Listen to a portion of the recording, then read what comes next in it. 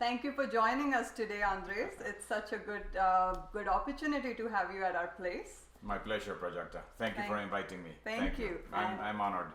I'm so glad. So our friendship actually goes many, many years back. I met Andres for the first time when Andres was a VIP guest at our wedding, coming all the way from Mexico to attend our wedding in Jaipur, India. And Yes.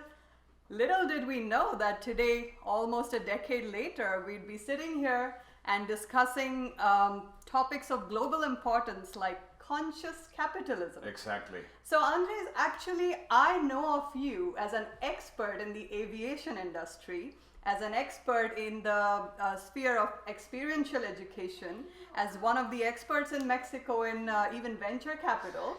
But where does conscious capitalism come into the picture, and what exactly is it? I think this is a great question because it comes into the picture everywhere in businesses. Okay. What we're trying to do here in Conscious Capitalism, which is, by the way, a global movement. Okay. I am the president of the Mexico chapter of a global movement that is called Conscious Capitalism. And what we try to do here, in summary, is trying to do good by doing well. Okay. We intend to promote businesses that are more conscious, that instead of getting advantage of their surroundings, do generate wealth together with their stakeholders, with everyone involved in the process. Right. So conscious capitalism is a movement trying to promote a higher level of consciousness in the way business is done. And normally, capitalism is seen as a bad thing. And the conjunction of both words, conscious and capitalism, sometimes are like difficult to add in the same sentence. Right. And what we're trying to prove is that there is a different way of doing businesses. There are positive ways of doing businesses in the world where you can generate wealth, wealth can be generated, but at the same time you can impact positively your surroundings and everyone in the stakeholders, every stakeholder in your process. And by stakeholders, I mean not just investors and employees, but customers, competitors, suppliers, environment, community, everyone. And our thesis is that if instead of generating wealth and then giving back, which is good, I mean, we like that if you generate wealth, that you give back to the society. But our thesis is more based on the process of why instead of generating wealth for yourself and then giving it back, the process of generating wealth involves everyone, and we together generate more wealth to everyone. Right. And there are scientific proof, financial proof, that businesses that take into consideration every stakeholder in the process of generating wealth, they generate more wealth even to the investors. Right. Wow. Thank you. This is such a novel concept because I was mistaking conscious capitalism as just another form of CSR, corporate social responsibility, where you make a hefty profit and then give, say, 1% or 2% back to the society. But this seems much more holistic. Exactly. Actually, we feel that this is, and capitalism have improved it through the ages, and social responsibility is very good. But the way I explain this is social responsibility, and I'm going to risk saying what I'm going to say. Okay. But for me, social responsibility is based on a little bit of guilt and shame. You generate money, and then you're ashamed or you have guilt, and you have to to save a little bit of wash a little bit of your guilt by giving back, which is not bad. Right. You pollute a river and then you clean it. Right. But it's not enough. You don't pay enough your employees, but then you do an hospital for your employees. So our thesis is that first, we should not feel guilt for generating wealth. Right. And in some religions, specifically on the Catholic religion or the Bible, there's a phrase that says something like, a camel shall pass through the eye of a needle before a rich man gets into heaven. Right. That's guilt. It's trying to encourage everyone to feel guilty Right. by generating wealth. And our thesis is that generating wealth is good, but if you do it right, Right. if you really consider all your stakeholders, and instead of washing up your guilt, you decide and you pay your employees well, Right. you don't pollute instead of later cleaning, you treat your suppliers well, you don't pay them in 6 months later and you pay them in time, Right. you treat your customers right, even your competitors, because it's doing good not despite your competitors, it's together with your competition, Your right? competitor, yes. So this is the basis, and what we're trying to do is by founding several chapters along the world to try to have better businesses worldwide. That's amazing. That's really, really both interesting and inspiring. So what I'm hearing, Andres, is that when we do business, the considerations of employees, of the planet, of the environment, of the society, and the profit of the company, the viability of the company itself, all of them are baked into the business model right from the start. And that these shouldn't come as an afterthought after making the money. Exactly. But Right. there's, I'm sorry, one more important thing, which is purpose. Purpose. Companies need to have purpose. Okay. We all need to have a purpose in Right. life. We don't have the purpose of eating.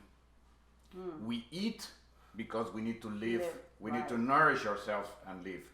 So businesses that have the only purpose of making money, are not as great or live forever as businesses that have another purpose besides making money. Got it. And making money, generating wealth is a medium, not the purpose. Right. So basically, I haven't gone to the details of conscious capitalism, but there's 4 pillars of conscious capitalism. Okay. And in theory, is that these companies that are successful in this conscious capitalism is because, one, they have a purpose besides making money. Okay. Employees are inspired by by that purpose.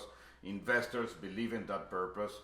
And the way I would answer the question of what is my purpose, or the purpose of my company, is what would be missing in the world if after 10 years of being successful in my company, I disappear overnight. Right.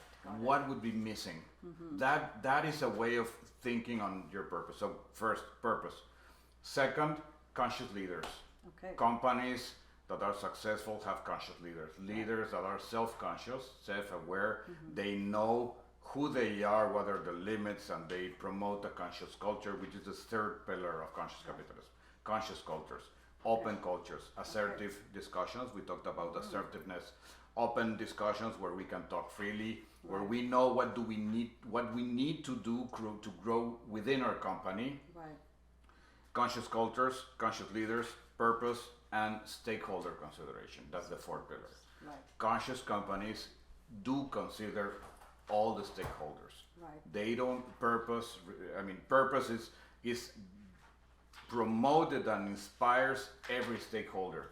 And again, stakeholders, when I talk about stakeholders, I talk about employees, suppliers, customers, everyone. Right. So the movement started like 12 years ago. Oh wow, 12 years ago. Yeah, about 12 years ago, when actually an Indian guy, Really? a marketing expert, was hired by Babson University Okay.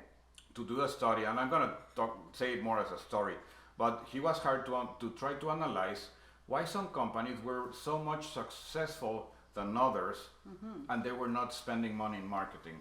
Okay. Sorry, my friend. They were not spending money in marketing, and their sales were booming, their revenues were booming, their share price, everything was booming. So he, as a marketing expert, was analyzing why they didn't spend money in marketing and they were being very successful. So Andres, let me stop you just for a moment here, because when Sorry. If you don't stop me, I No. I do want you to continue the story of how conscious capitalism Yes. came about. But here, I want to ask you a question that any economist would ask you. Oh, okay. I'm not an economist. And that's why you would probably have a better answer.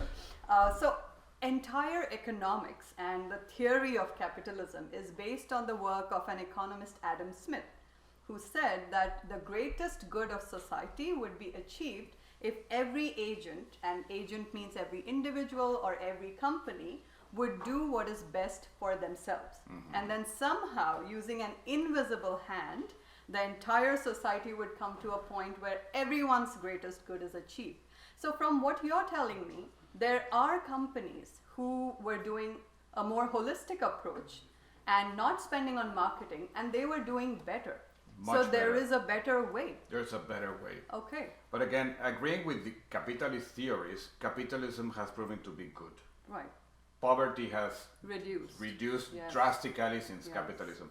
However, what we call is extreme capitalism has gone bad, and there's tremendous amounts of bad examples of hardcore capitalism that doesn't work and exploits.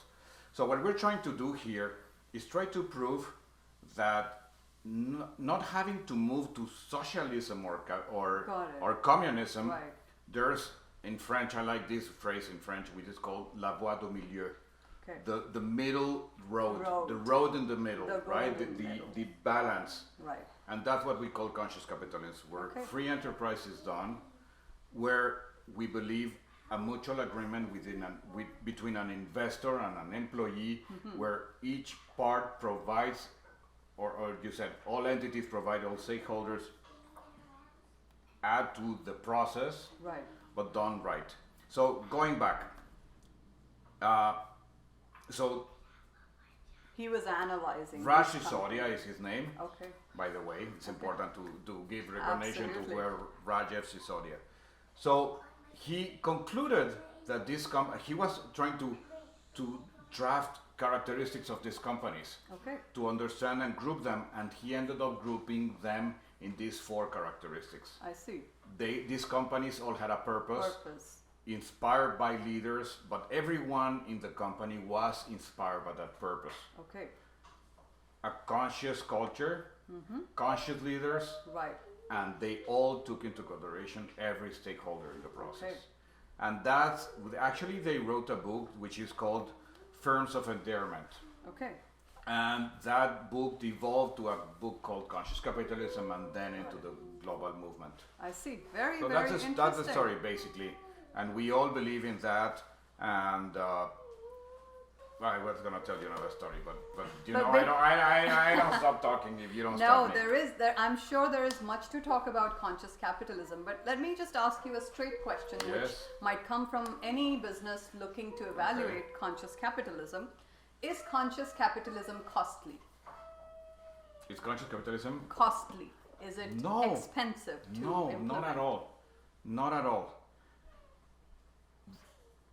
Exactly the opposite. Okay. Because conscious capitalism is not about getting rid of a part of your wealth. Okay. Yes. It's the opposite. Right. Is why don't I start generating wealth? Inspired employees are much more productive than okay employees. Yes. So if you pay your employees well and they are inspired, they will be much more productive, and at the end it will be less costly, because probably you will need less employees, or they will be producing more because they're inspired. As simple as that. That makes so much sense, and it reminds me of something I once said to one of the managers I had, which was that if your employees are intrinsically motivated, you don't need project managers. Exactly. Because you don't need anyone to project manage them. So let me put you in another example. Through the pandemic, many companies were short on cash. Got it. So what's the first thing that the treasurer of the company thinks when they're short on cash? Is layoffs. Not paying suppliers. Oh, suppliers. Supplier. That's easy. Yeah. That's easy. Now, okay, so hold on that invoice. I'll pay you in 2 weeks. I'll pay you later. So unconscious companies kill their suppliers. Right. Most of them kill their suppliers. Right. Conscious companies, I have a great example of a company that did an analysis and said, okay, how dependent is this supplier on me? Right. What do I represent as a company in their share of wallet of what they sell? And based on that, they decided to pay differently. So the companies that were big and didn't depend on these guys, they were paid at last. Okay. But the ones that were totally dependent on them, Right. they would pay first. Okay. And that way, they continued having a supply chain of good quality suppliers. Right. And at the end of the pandemic, what they built was a chain of suppliers that continued producing products or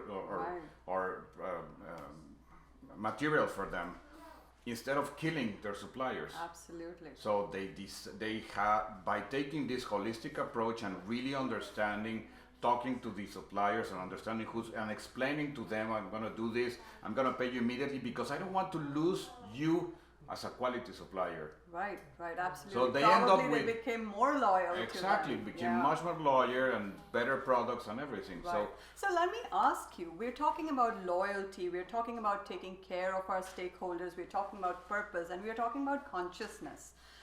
Is conscious capitalism a form of bringing values into capitalism? Totally. Okay. Totally. Okay, and would you speak a little bit to that? How has that experience been I for mean, you? conscious leaders are driven by very hard embedded values as honesty, caring, loving, their kindness, kindness and gratitude, learning. Right. So of course, I give a speech about conscious leadership. Okay. And we talk about all the qualities of a conscious leader. I see. And these values. I mean, to be honest, and I'm gonna step into muddy grounds, but I personally believe that the humanity is going through a process of increasing its level of consciousness. everywhere. People are more self-conscious, and consciousness in general is improving in the level of consciousness. Right. So conscious leader, there's no way of having a conscious company that is not led by conscious leaders. Absolutely. And conscious leaders have all these values that are so important to be of success. Oh, that's amazing. And I love that you brought out this point that probably all of humanity is going through this evolution of just simple awareness that we're all connected. And I think the pandemic too has just shown us even more that the whole world is connected. And if we could bring that into the world of capitalism, which has a bad rap for being so cold-blooded, I think it would be great, and it would be wonderful to see how companies actually implement this to evolve a better form of capitalism, which serves them, but also serves the wider society. Exactly. So one question, you talked about conscious leadership, and you give a speech on that. Do conscious leaders, or do leaders of conscious capitalist companies meditate? I think I cannot guarantee, Okay. because there are hundreds of conscious companies all around the world. But what I would say is normally leaders of conscious companies do have certain level of heightened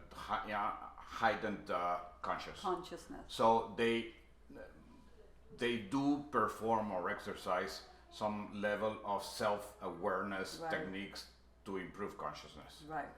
I don't know if I'm very vague with that answer, but no, actually, this is very. But most useful of to them are involved in certain processes of self-awareness and improve. That's great to know, and it seems like the corporate world in this part of the world, in North America, especially on the West Coast, the tech firms are making meditation and meditative practices part of their company policies, and this is all going to contribute to improving the level or increasing the level of consciousness for hopefully the entire sector and the entire industry, and eventually entire capitalistic society altogether. Yes, and to be honest, yes, it is happening. Every event that we do, there's more conversations about meditation and self-awareness Absolutely. techniques and all this holistic approach to being better, This is amazing. better persons, right? Absolutely. Well, thank you so much, Andres, for going into the details of conscious capitalism. Thank you, Prajakta, really. And it has really been an honor for me because I'm going with takeaways on this. That, conscious capitalism is not mere CSR. It's not guilt-driven, rather it's purpose-driven. It's holistic. And it's based on 4 pillars of, purpose, conscious leadership, conscious cultures, and what was the last one? Stakeholder integration. Stakeholder integration. So if you're watching this today, this is the key takeaway, and you could go right away and start implementing conscious capitalism in your companies. Thank you, Andres. Thank you, Prajakta. Thank you for being. Thank you very much. So kind and asking these questions. Thank My you. pleasure. Thank you.